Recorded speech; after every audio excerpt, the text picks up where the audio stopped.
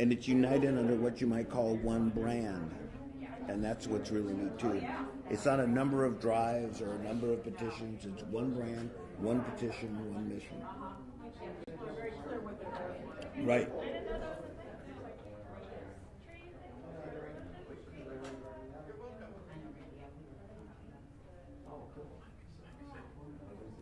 What? Yeah, bring them in. Power on. Fill up the room. All right, guys, there's a couple more just coming, and we're going to give them the opportunity to be able to come in here in about 1 minute, and we'll get started. Nobody's filming this, right? We're recording it. It's on video, not film. Oh, in that case, you're safe. We don't film anymore, do we? That's right. We don't film anymore. Hello, Susan. Randy, Smile.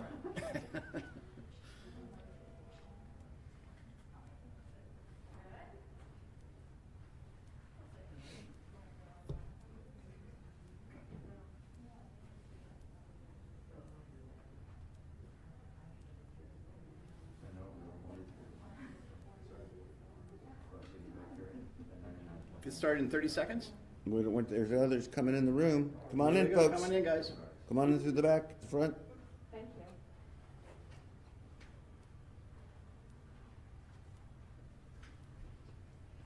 Randy's going live. It'd be nice to have updated numbers.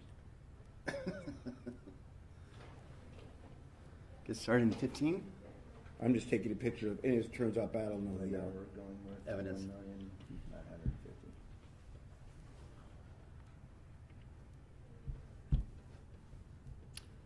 Good afternoon, everybody.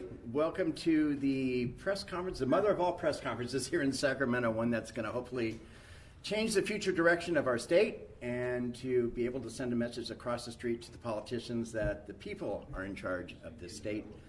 And want to welcome everybody here to the official announcement from the Recall Gavin Newsom, Recall Gavin 2020, the California Patriot Coalition, in regards to where we're at with this historic and monumental grassroots effort to the next step on where we are in this process to recall California Governor Gavin Newsom. I'd like to introduce you to Orrin Heatley. Orrin is the lead proponent and the chairman of the California Patriot Coalition, Recall Gavin 2020. He's the one who has helped really been the glue and the leader to be able to put this massive movement together. And so thanks for being here, Orrin. Absolutely. I appreciate everybody coming and having this opportunity. Also like to introduce Mike Netter. Mike is our lead co-proponent of the recall campaign. He has been the absolute rock and glue of the campaign and the movement since day one. Orrin and Mike have been doing this now for almost, what, a year? Yeah, it's a been little over a now. year. A little over a year now. Yep. So I've been lucky to be able to come on about 5 months ago. So again, welcome to the greatest grassroots political movement in California history. And I think what we're doing here today is monumental and historical. We'd like to announce, as of today, we have 1,950,000 signatures. That is more than enough to be able to have this initiative qualified for a special election later this year to let the people finally decide who and what is going to happen with the fate and the future of California Governor Gavin Newsom. We are still setting our sights on getting an additional number of signatures in order to bridge that 2 million mark. Yeah. And we're excited and hopeful that we're going to have that in the time that we have left. And we have until March 17th, and that's St. Patrick's Day. But we want to get this done immediately. We want to get this done in the next couple of days because we don't want to have any shenanigans. We don't want the politicians to go ahead and derail the movement that the people have created for so many months now, and with this team who has been just so dedicated. Mike, you want to chime in? Yeah, I want to state specifically, and I've said this before, this is a lot different than any other kind of initiative or election that's gone out, period, probably in American history. Of the 1,950,000 signatures collected, our guesstimate is at least 1.6 million of them collected by volunteers up and down the state. And for those of you in the press that have seen things before, I don't think you've ever seen a volunteer movement like this. It's literally people from all walks of life, all parties, all religions, diversity across the board, collecting united against one thing, and that's the fact that California needs a new governor, and needs a new governor quickly, and we cannot wait for the next election cycle. And anybody here, you can debate about that, but I think when you look all around California, and when you take a look at the Secretary of State statistics, you will see that every county in California, almost without exception, has participated in this process. This is not one group doing it, it's all 58 counties participating in a process to exercise our constitutional right to recall the governor of California. We're thrilled. We have close to, I believe, more than how many volunteers do we have now active, you guys? There's anywhere from 5,000 to 10,000 people out gathering signatures. And that's every single day. And that's boots on the ground every single day of the week. That's remarkable. So we're tracking an average of about 92,000 signatures a week at this point. And I think what's also important to note, to Oren's point, it's not only how many we're tracking per week, but even at this late stage, with the number of signatures that we've announced, the momentum is building. Californians are consistently becoming more disgruntled with how their states run. They're constantly, every week our signature total is going up, and the reason for that is Oren and I, and the whole coalition of the people, we've given them a chance to participate, take action on recalling the governor. And taking action means getting people to sign the initiative. And where can they do that at? Recall Gavin? In case you haven't noticed, at recallgavin2020.com. Download the petition, sign it, and get it sent to us pronto, rapito, immediately. We've made this as easy as possible. People can go to recallgavin2020.com, download the petition at home, and print it up. It's on standard size paper. The address to mail it in is listed right there on the bottom of the form. Get it into us as soon as possible. We have until March 10th to get all of those in, and then process them, and then we have to return those back to their respective counties. Every one of the 58 counties needs to get those petitions in hand and delivered by 5 o'clock on March 17th. One thing we want to let everybody know here, and especially to the politicians across the street and the lobbyists who have destroyed California's dream for so many decades and generations now, that your game's over. We're done as politics as we know it. From now on, the people are in charge of California. The governmental monopoly and the one-party rule over California is over, and we're going to, politics as usual and business as you once knew it in California is over and done with. Mike? Yeah, I want to say again what we just stressed here. We are just average citizens. We have not been in politics, Oren and I, before. We're not professionals who have done this for 20, 30 years. It shows again how you can mold modern marketing techniques with the power of the people to get something done. When we started this, and it's interesting today looking out and seeing all the folks here, but when we started this, no one really gave us a shot because you said you're not backed by big money. This is not possible. You've never done this before. It can't be done without the political infrastructure on both sides. The lesson to be learned here for everybody watching this is people make a difference in having a say in your government. People make a difference every day in being able to make a change. And that's what this is all about. It's not just about recalling Gavin Newsom. It's about making a change in the way that California is run now and needs to be run in the future. Oren just said it. You can't have a supermajority of any party run anything for too long, too big. It doesn't work out well for the people. And look out in the windows of your streets and see what's happening. The average person in California, which we are, just average people, need to have a say in how the state is run and need to be heard. And, in case you haven't noticed, Gavin Newsom is not listening, and it's time he paid the price for it in a recall election. We want to let everybody know one thing too real quick is about the number of people who have signed our petition thus far and how they break down as far as party is concerned. Absolutely. Maybe you can go ahead and fill them in on that. Well, we've done an internal study on a large number of signatures, I think about 20,000 signatures that were gathered, and we compared those in a random sample against the voter registration database. And it shows that 31.5% of the people that have signed this petition are other than Republican, and that is significant. So this is not a Republican movement. This is a California thing. And the electorate has risen up. They've taken advantage of what we have been able to do as a campaign based upon tens of thousands of interested volunteers. And we've given them the tools needed to be successful, to do what they need to do to sign that petition, mail it in, go to their neighbors. You know, every place you go in California, you'll see a Recall Gavin Newsom 2020 table, a sign-up table, a petition gathering group. These are all volunteers. Nobody's getting paid. And that's magical. That is a blessing from the political gods to know that people really do care about California. We're also going to ask out there that everybody in the press really pay attention to a lot of the articles coming out about Gavin now, and there's a lot of material out there. One of the things that drives me and Orrin and Randy every day is the fact our governor in California is not paying attention to the way he's awarding contracts, taking undue influence from lobbyists, and the way that he's affecting even the distribution of the COVID vaccine. When you take a look out there at how do you realize that the governor of California has just asked to extend his emergency purchasing powers for another year?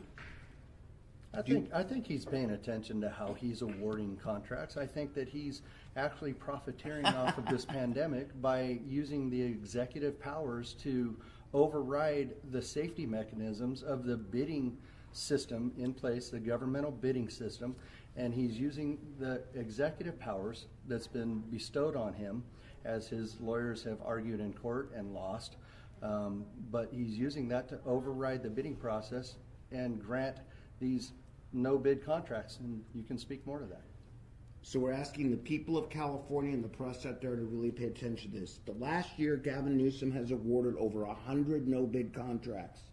The 12 largest contracts have gone to his biggest donors, including the distribution of the COVID vaccine, even when specific counties asked to be opt-out. Gavin Newsom is not listening to his own party. He's not listening to the counties, but he seems to be listening to specific lobbyists, like what's happening, what came out in the papers today again on the water desalination plant down in Huntington Beach.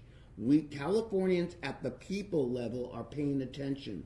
We ask that the other politicians with us pay attention too, because this recall should be a wake-up call for all politicians that the people of California will take action themselves to recall a politician if they're not doing their job. And we started with the governor of California, and for those of you not paying attention at home, it's only the third time in history, or the fourth time in history, a recall will actually get on the ballot, and probably the third time it will actually happen.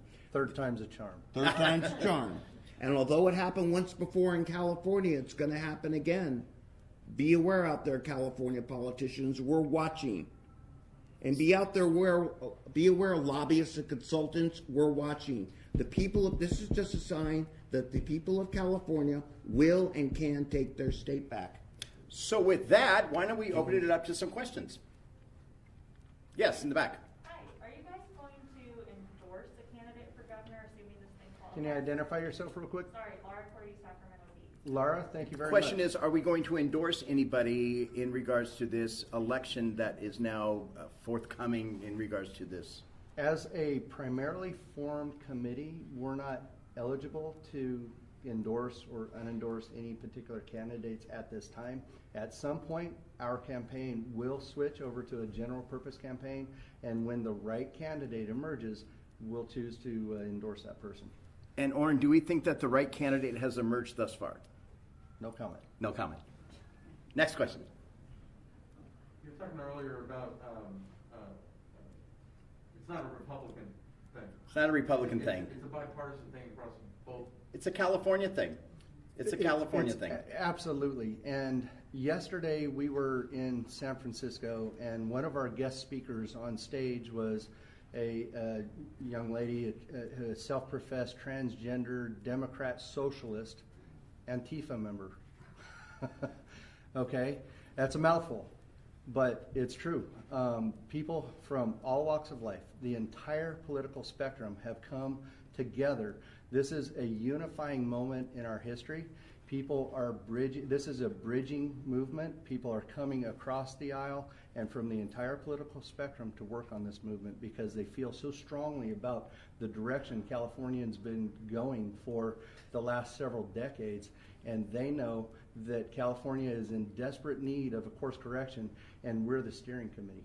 I would also ask that when you're out there, if you stop and take a look at the literally probably close to 1,000 booths that are there every weekend, this recall, politics, as I say, our experience with it or our experience through the press has been, it's what I call a grumpy sport, right? Where everybody's like mad at each other. You're not grumpy, though. No, I'm not you're not grumpy. And the reason I'm not grumpy is go out there and take a look. People are smiling because what the recall has allowed people to do is go out in these recall booths, in these recall events, and talk to each other. Friendly from all sides, okay? This partisan divide is kind of going to get over in California. We're all Californians. And when you go out there, and when you go to our rally today that you're going to see starting at 3 o'clock, you see smiles.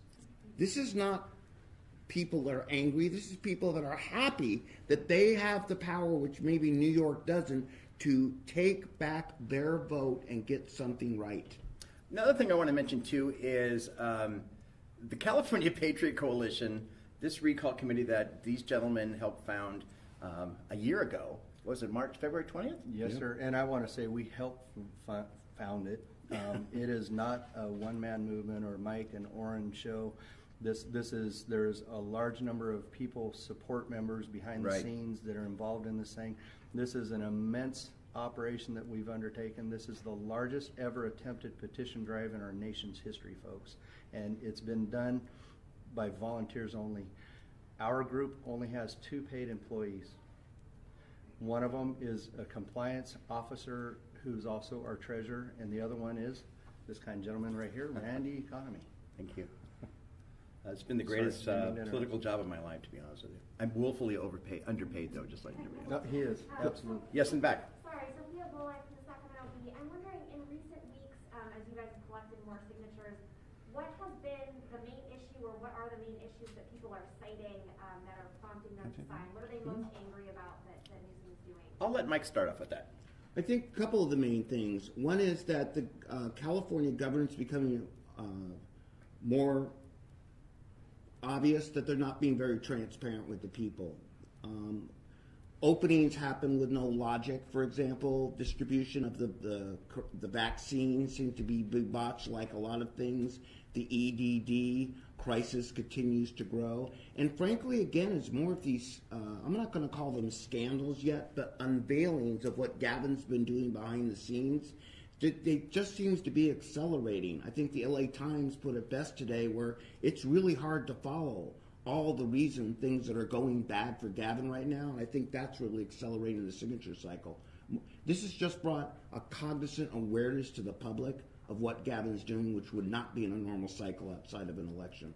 You already have a tax base of citizens who are frustrated and angry because they have the highest taxes in the nation.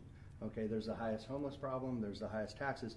But then when you have the highest taxes in the nation and you find out that your government has squandered $10 to $31 billion in an unemployment scandal, and I am going to go on record and say it's scandalous, crimes have been committed, and people need to be prosecuted.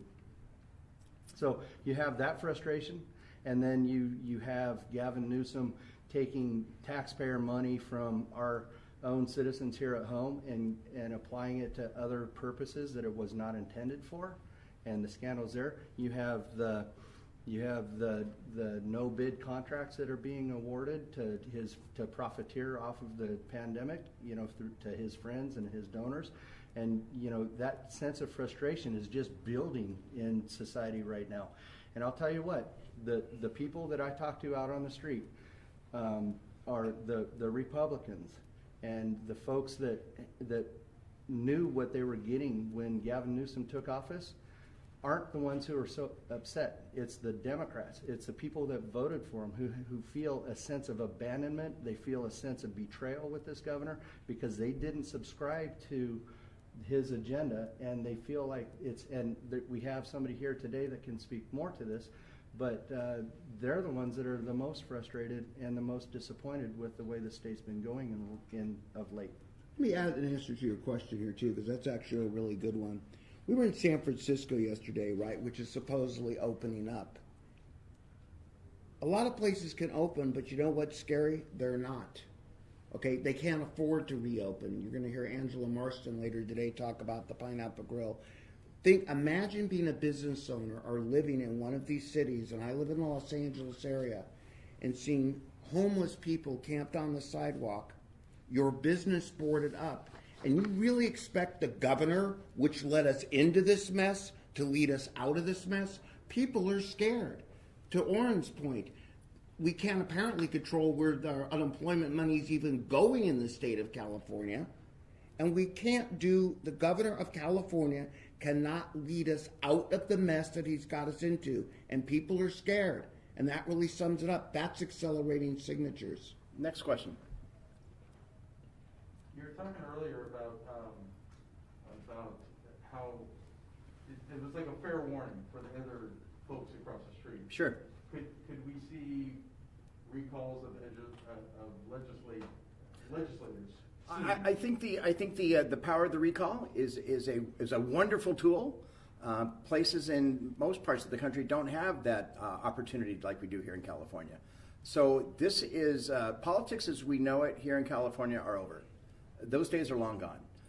We are not going to live in a one-party state anymore on either side of the aisle. Politics as we know it in California are over. Katie. Are you guys anticipating any troubles with Governor Newsom's newly appointed Secretary of State or even the county voter registrar's offices? Which one? Oh, I think we'll all jump in on this one. Okay.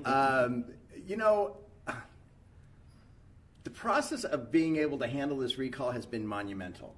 We have had landmines after landmines after landmines thrown in front of us, like going through an Army obstacle course.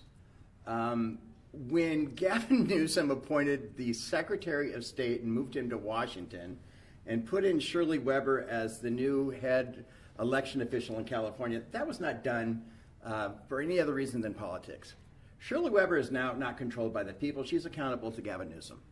And her office is going to play a big role in the certification of this election. All of our work that we've been doing here and the tens and hundreds of thousands of people who are out working for us and working on the behalf of this campaign, because it's their campaign.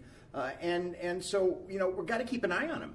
We really got to keep an eye on her. We got to keep an eye on the Lieutenant Governor, Elena Koulounakis, who will be the actual one who is going to certify if this thing gets on a ballot.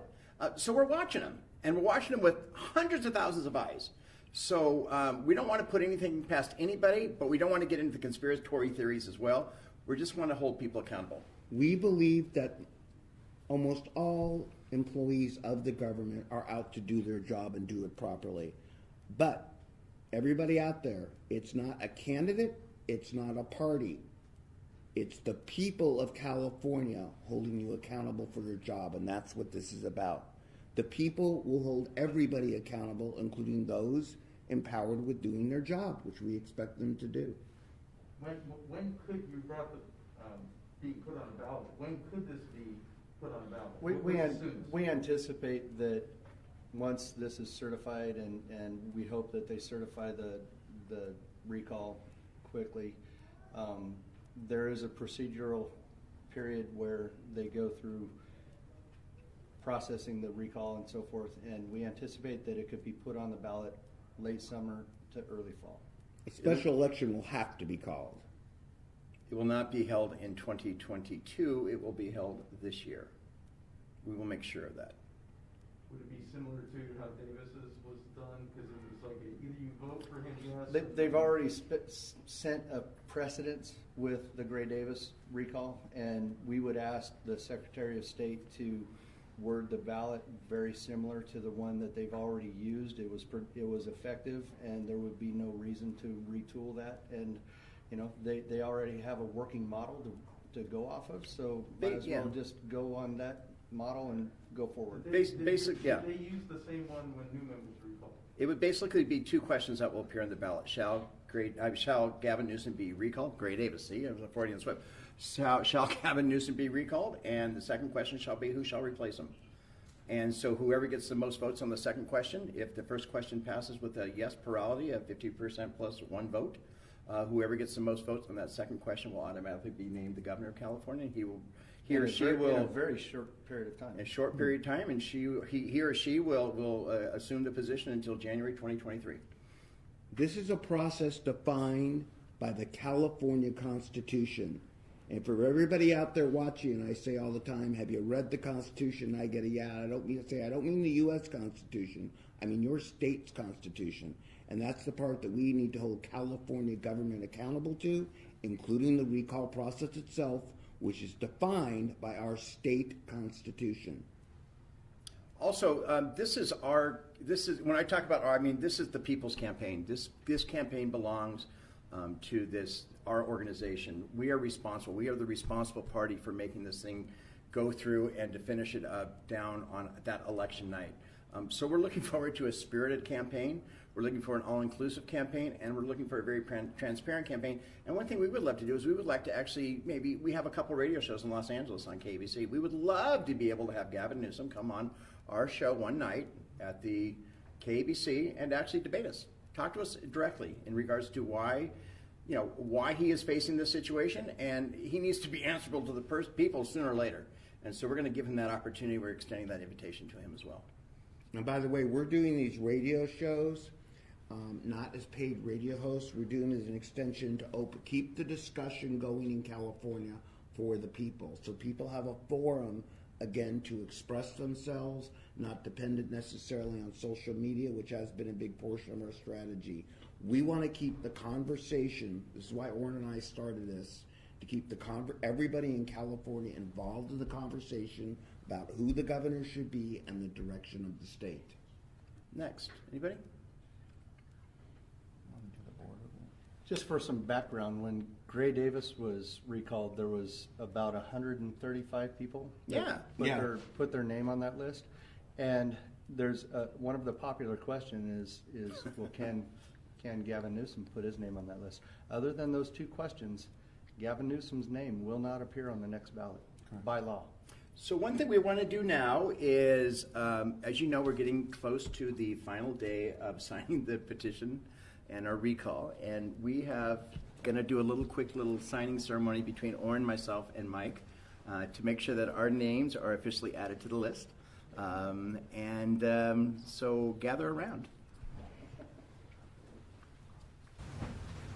One of the things which deserves being blown up. Whoops.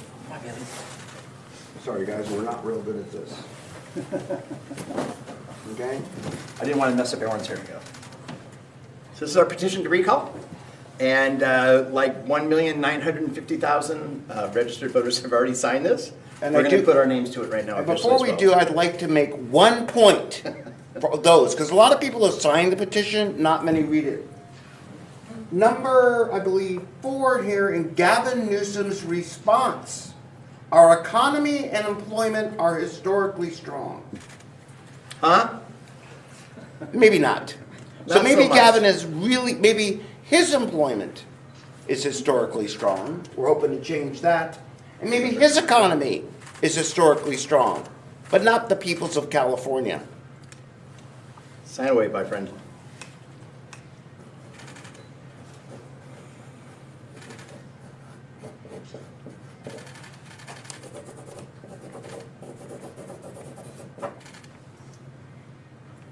No, I'm not going to put my real words. So. 1, 2, 3, anywhere, California.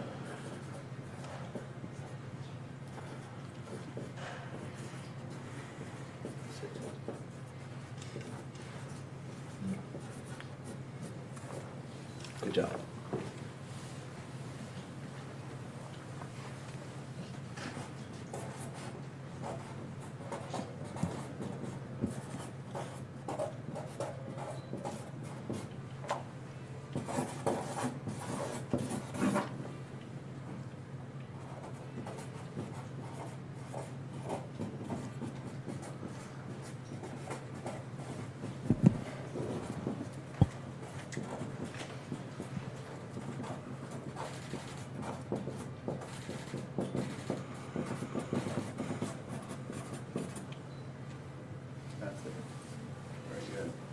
The most important signature are the people's signatures. That's right. And this guy right here. And Bailey. Bailey's the official campaign dog, by the way. And I'd like to note again, what we have up here is the 8.5 by 11 version of the petition. And this is different because, again, our original strategy was not to get paid petitioner people, right? So putting 8.5 by 11 means they could go to recallgavin2020.com and print it out themselves. Orrin and I decided to empower the people of California to not have to go somewhere, do something, but they could start gathering signatures on their own. That's an important lesson for everybody here with these cameras. Understand? The whole idea is empower people with democracy. What a novel idea. So with that, we're going to have a little rally this afternoon. Anybody else have any questions? Orrin, myself, and Mike will be available to do some one-on-one interviews with you guys afterwards. What's that, buddy? We talked about putting. Oh yeah, put the total up here. Mike, put the total up there where we're at. Horrible handwriting. Come on, man. Now let's see. This is more since I'm a volunteer. That's a fancy, Orrin, that's a than big pen you got there. I do have a big pen. What number are we putting up, Mike? 1,900,000. My writing is awful. Get the guy who doesn't know how to write correctly and give him the Sharpie. Like just as if you make a mistake on a petition, you just cross it out and write it in bigger. 1,950,000 today. And we will be hand delivering this to Gavin Newsom's house. And for all the candidates out there, for everybody out there, I want them to really think of this. You guys have covered a lot of campaigns. The average congressional candidate gets 150,000 votes. All right, in the different districts, Nancy Pelosi got 275,000 votes. Yet, 1,950,000 people so far have signed to remove Gavin Newsom from office. God bless you and thank you for coming today. We hope to see you out in the rally. We'll be available for any questions. Are there any more questions? Thanks for coming, everybody. We'll see you this afternoon at the rally across the street beginning at 3 o'clock. Bailey, you want to recall Gavin? What? Bailey's the true ratings operation. Thanks everybody for coming today. We really appreciate it. Do you want to recall Gavin? Huh? What? Whoa! Oh, by the way, we have some sandwiches and food back there if you guys are hungry. Figured you'd write nicer stories. And we have t-shirts too. If you guys want to take some t-shirts with you. Help yourself. Swag, we love swag. They're large and extra large. I don't know, there's some large.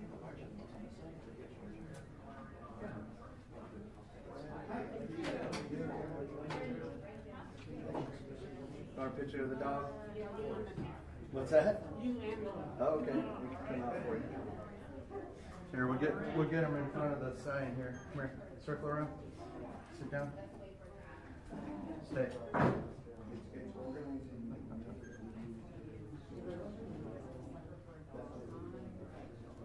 Hey, how are you? Good, I'm John. Hi, John. I'm Randy. I didn't get a chance to see you when you walked in. That's all right. I was a little bit late. I was on another assignment racing down from Oh, Brewer. hey, everybody in the room, real quick, before anybody leaves. Listen up real quick. So, Andrea Headstrom, right back here. Andrea, come on up here. Come on. So, Andrea has a wonderful story. So, if you guys have any questions for somebody who voted for Gavin Newsom, this is Andrea Headstrom. And she voted for Gavin, and she has another little story. I'll let you share one. Okay, yeah. Well, I am what I would call a lifelong Democrat, and I moved to California a decade ago, and I was pregnant with my third child. And I had my first son born, and I named him Gavin after Gavin Newsom, whom I had paid attention to from where I grew up in Washington State. So kind of as a gesture, as a transplant to California, and just out of respect for Gavin Newsom. So, and I've been involved with this effort to recall him. So I guess that's what Orrin kind of wanted me to say about that. And yes, I did vote for him. Is there something specific that Gavin Newsom did that made you want to pick up the task of recalling her? Well, I heard someone ask earlier about like what the hot topics are right now, and the schools being closed is a big issue. I have 4 children, and I have a lot of friends who literally have left California because they don't have schooling for their kids. And just a lot of really tragic stories, like single moms who can't get their EDD checks. Like I think either Mike Netter or Orrin was talking about the corruption with the EDD. And so life has become really unmanageable for the average person, you know, with businesses dying and people not knowing if they can recover, families not having school. I mean, these are really basic things in my perspective. I have quite a few friends whose, you know, children are having like depression issues, maybe mental health issues, even suicide. I mean, these are things that, you know, the average Californian wasn't dealing with a year ago. So this thing has kind of gone off the rails. I don't know if that answers your question. No, is it a leadership issue, or is it a circumstances issue? Is it wrong place at the wrong time? What is it? What I know about Gavin Newsom is he has changed 400 laws by executive order just since the lockdown, and that represents, I would say, misplaced leadership or a lack of leadership, because there are 3 branches of government. There's executive, legislative, and judicial. And so a year ago, when he closed the state down, he cut out the other 2 branches of government. And, you know, we're still a year later can't get our kids back to school. We're the only state that's doing this. And I understand these are maybe exceptional circumstances, but why is California the only one that is watching the mass exodus, is seeing their people flee to Texas, is having businesses die, not having children in school? So I, at this point, would even take issue with the word leadership. I don't see him as being a leader. I see this in a different light a year later, as someone who's living with the reality of not having school for my kids. Again, that's a huge issue for families. That's why many, many families I know have left. It's more from my personal interest. Do you prefer a Democrat? Do you prefer a Republican? Do you have an interest in who would replace him? I do. I don't know who I would vote for.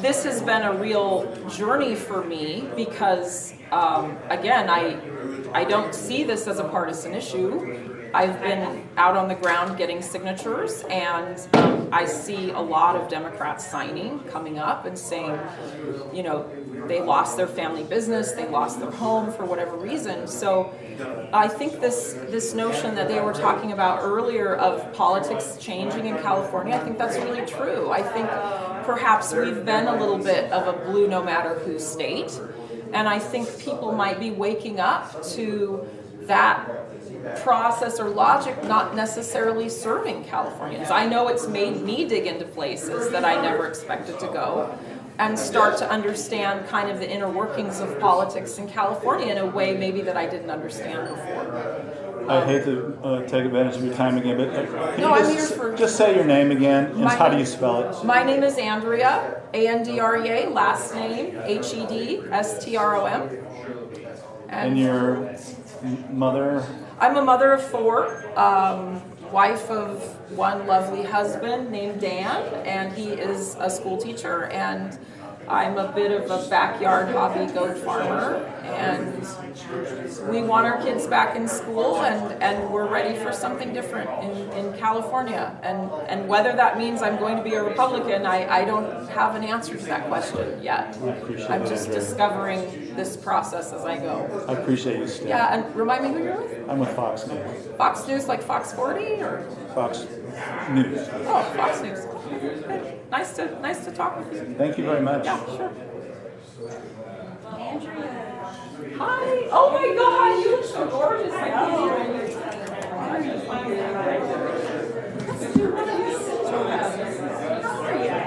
don't know why I'm here talking off the top of my head. I just very little like.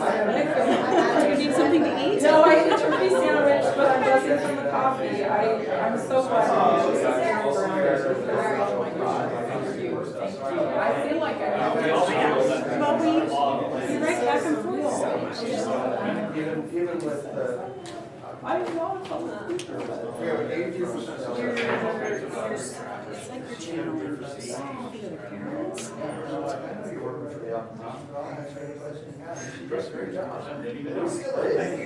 But she did a good job.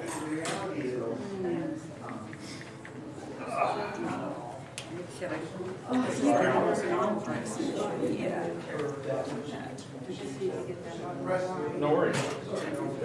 Yeah, right. This is a child. Yeah.